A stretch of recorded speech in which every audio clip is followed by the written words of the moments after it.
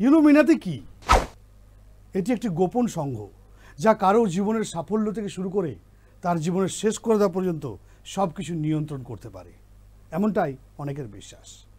কেউ কেউ তো আবার বলেন যে বিশ্বের প্রায় 70% ধনী মানুষই এই ইলুমিনাতি সংঘের সদস্য।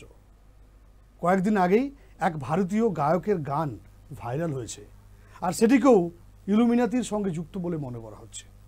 কিন্তু প্রশ্ন হচ্ছে, আসলে এই ইলুমিনাতির শুরুটা হলো কিভাবে?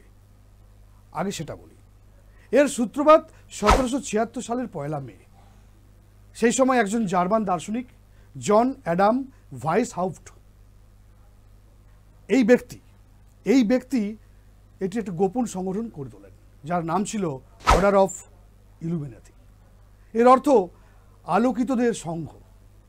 তোমাদের মধ্যে হয়তো অনেকেই কোরআন বা গুরুগ্রন্থ পড়েছ, সেখানে তোমরা নিশ্চয়ই তাদের উদ্দেশ্যের কথা শুনেছ। যেখানে যেমন ঈশ্বর আছেন তেমন শয়তানও আছেন। যেমন ঈশ্বরকে ভালো কিছুর প্রতীক হিসাবে দেখা হয়, তেমনি শয়তানকে মন্দের প্রতীক হিসাবেও কিন্তু দেখা হয়। ইলুমিনাতির সদস্যরা ছিলেন লুসিফার বা শয়তানের অনুসারী। সেই কারণেই ইলুমিনাতির সঙ্গে যুক্ত মানুষজন লুসিফারকে আলোকিত বা উজ্জ্বলতম বলে মানতেন।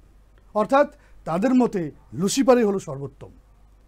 এই গোপন সংঘের সদস্যদের বিশ্বাস ছিল, যদি কেউ লুসিফারের কথা মতো চলে তাহলে সে এমন এক অদ্ভুত শক্তি লাভ করতে পারে যার মাধ্যমে সে সফল হতে পারে এবং পুরো পৃথিবীকে নিয়ন্ত্রণ করতে পারে। আর সেই কারণেই সংঘটি প্রতিষ্ঠিত হওয়ার কিছুদিনের মধ্যেই বিপুল সংখ্যক মানুষ এতে যোগ দিতে শুরু করে। বর্তমান সময়ে পৃথিবীর বিভিন্ন প্রান্তে কারা কারা এই ইলুমিনাতির সঙ্গে যুক্ত তা নিয়ে আজও রহস্য আর আলোচনা চলছে।